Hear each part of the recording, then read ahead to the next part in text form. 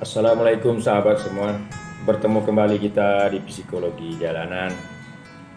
Tentu sentiasa kita berharap semoga kita semua dilimpahkan tolong dan kurnia, dipandaikannya menyelesaikan seluruh persoalan hidup hari ini, dan tetap berada di dalam tuntunannya, di dalam jalurnya.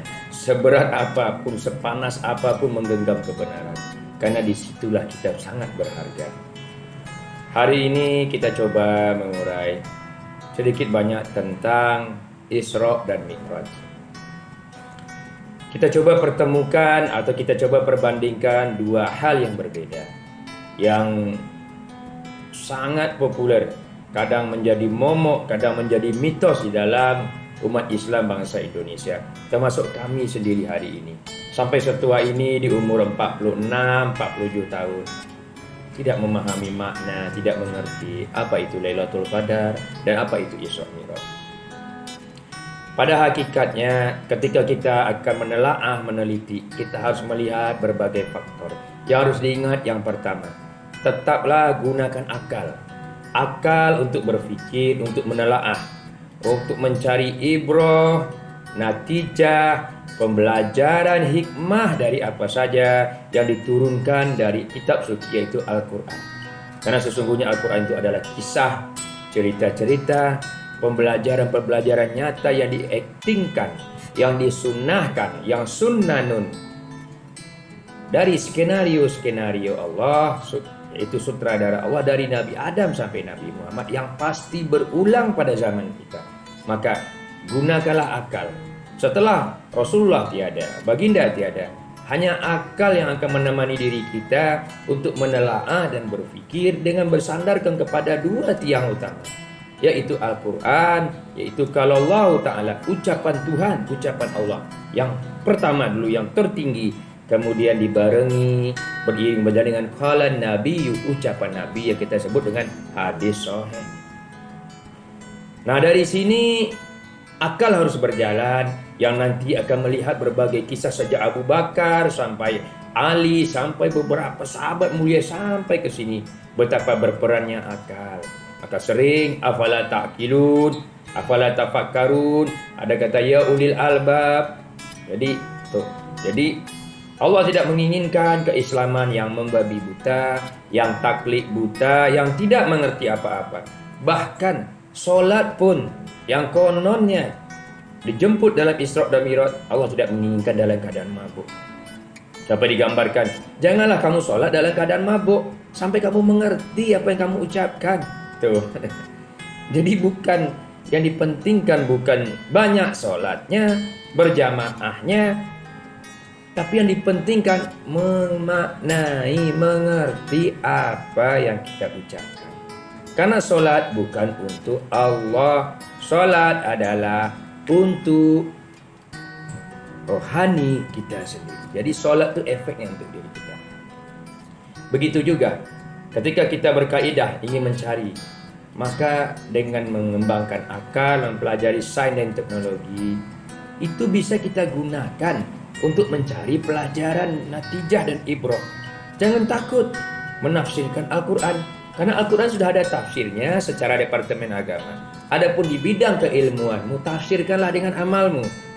Maka kata Buya Hamka, kata Yusuf Qardawi, Hasan Albana, Said Awad dan ulama-ulama yang masih hidup ataupun yang sudah wafat.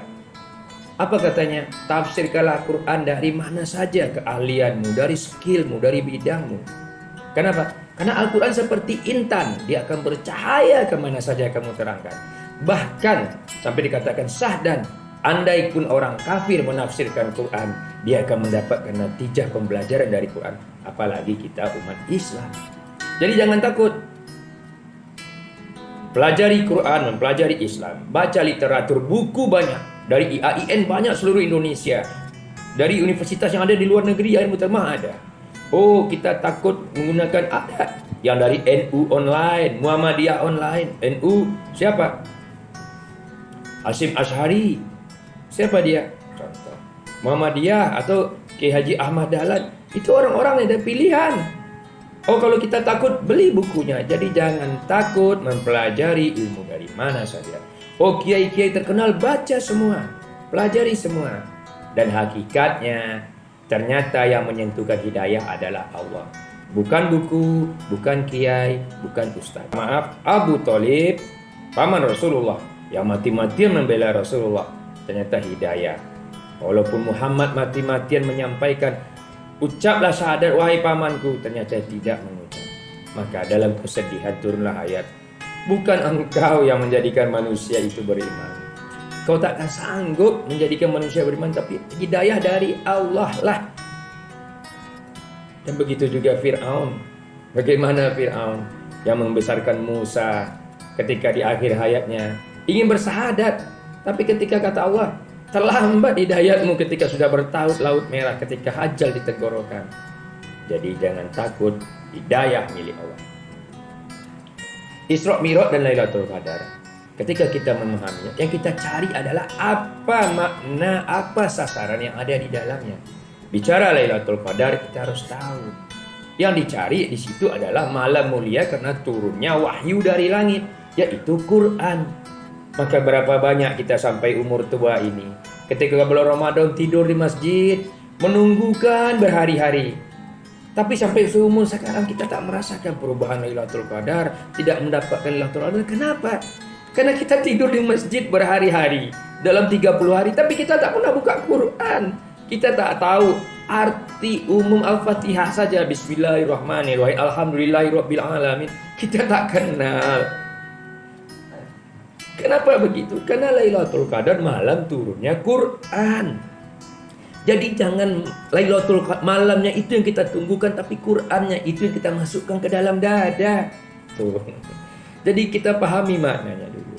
Maka banyak, walaupun sahabat-sahabat yang merantau ke Mekah, ke Madinah, ke Batam, ke Palembang, ke Jakarta, ke Jawa, di tengah perjalanan berubah hidupnya, masuk cahaya Quran ke dalam hatinya, berubah tingkah lakunya, berubah pendidikannya, berubah perangainya, anak yatim disantuni, fakir miskin, orang kampung.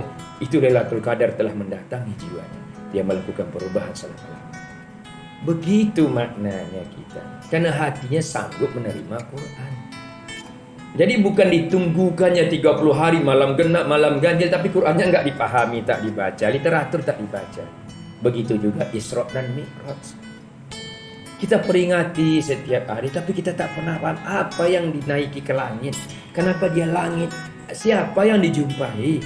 Apa yang ditemui oleh Rasulullah? Siapa yang mendampinginya? Naik kendaraan apa dia? Lalu step by step langit 1, 2, 3, 4, 5. Siapa yang ditemuinya? Kisah-kisah nasihat apa yang dia pelajari? Lalu dia melihat perjalanan masa depan, surga neraka apa yang dilihatnya? Lalu setelah dia turun ke bumi lagi, apa misi yang dibawanya? Itu yang harus kita pahami. Maka translate lah, tafsirkanlah dengan ilmu, dengan kedokteranmu, dalam ilmu fisikamu, biologimu. Jangan takut. Quran seperti intan, tafsirkan dari mana saja, maka dapatkan natijah dan ibrah. Kalau tidak, Isra Mi'raj pun hanya sekedar cerita gaib, naik ke langit, terbang, balik lagi dengan buruk, kemudian disambung, dicampur adukkan dengan cerita Israiliyat, cerita mistik, cerita ilmu tenaga dalam. Maka sampai setua ini kita tidak pernah mendapatkan pembelajaran apa-apa. Kenapa? Karena kita hanya menjadikannya sebagai cerita dongeng, sebagai warisan. Jadi mulai hari ini bersama-sama kita galilah, bukalah berbagai literatur, hauslah terhadap ilmu. Maka kita akan mengenal makna dan hakikat dari Isra dan Mi'raj itu sendiri. Ya, demikian pendahuluan kita. Jika ada kebenaran, itu pasti dari Allah. Apabila ada kesalahan, jangan takut untuk menolaknya. Pasti dari saya sendiri. Semoga kita semua selamat. Wassalamualaikum warahmatullahi wabarakatuh.